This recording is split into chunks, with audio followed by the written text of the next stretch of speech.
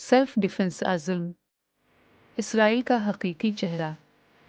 Israel कहता है वो सिर्फ अपनी हिफाजत करता है, लेकिन सवाल ये है किससे? क्या गजा के नंगे पांव बच्चे या दवाइयों से महरूम माए इसराइल के लिए खतरा है? हर बार पहली गोली इसराइल चलाता है, हर बार बमबारी पहले गजा पर होती है और हर बार जवाब दिया जाता है सेल्फ डिफेंस। लेकिन सेल्फ डिफेंस का मतलब ये नहीं होता कि आप हर वक्त छोटी आवाज़ों को गोलियों से दबा दें। जब आपके पास मिसाइल, टैंक, आयरन डोम हो और सामने सिर्फ पत्थर हो, तो ये जंग नहीं, ये जुल्म है। इसराइल सिर्फ अपनी सिक्योरिटी की बात करता है, लेकिन फ़लस्तीन की सिक्योरिटी का क्या?